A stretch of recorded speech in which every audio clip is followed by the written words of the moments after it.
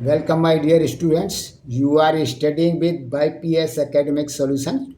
Today we will solve a question based on polynomials. Question number 26. Question number written same as in CBSE board exam paper set to 2025. Question is of 3 marks. Alpha and beta are zeros of a quadratic polynomial x square minus ax minus b. Obtained a quadratic polynomial whose zeros are 3 alpha plus 1 and 3 beta plus 1. Solution. What is given in question? A quadratic polynomial x square minus ax minus b, and zeros of the polynomial alpha and beta. New zeros 3 alpha plus 1 and 3 beta plus 1. Formula. If alpha and beta are the zeros of a quadratic polynomial ax square plus bx plus c, then sum of the roots alpha plus beta is equal to minus b upon a, and product of roots is equal to c upon a, where a, b, c are the coefficient of the x square coefficient a and x coefficient b, and c is the constant. A polynomial can be expressed H, अगर किसी polynomial के roots दिए हुए हैं तो फिर हम जो है पॉलिनोमियल को किस तरह से ज्ञात करेंगे, उसके लिए फॉर्मूला है x square minus sum of zeros multiplied by x plus product of zeros. Now we will solve the question. On comparing with general polynomial ax square plus bx plus c, यहाँ पर मैंने capital A B C use किया है क्योंकि given polynomial में small A और small B दिया हुआ है, इसलिए दोनों का डिफरेंशिएट करने के लिए मैंने यहाँ capital A capital B capital C use किया है. तो we will compare our polynomial with the general polynomial, then what we will get? A is equal to 1, b is equal to minus a, and c is equal to minus b.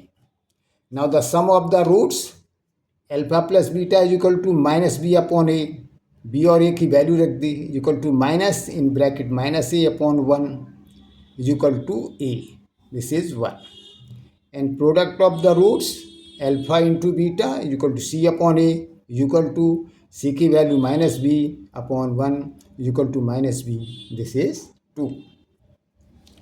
अब now sum of new roots is equal to 3 alpha plus 1 plus 3 beta plus 1 is equal to, इन दोनों में से 3 common लिया तो bracket में बचा alpha plus beta, 1 और 1 को ऐड कर दिया तो plus 2, this is 3. Now put value in 3 from 1.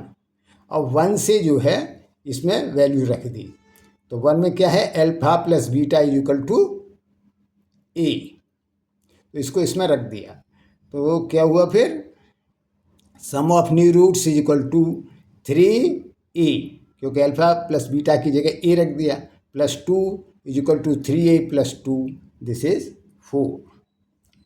Now product of new roots is equal to 3 alpha plus 1 3 beta plus 1.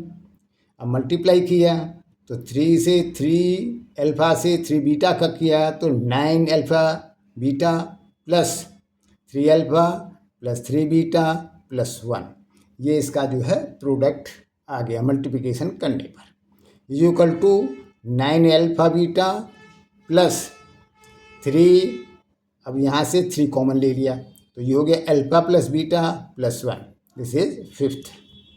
Put value in 5th.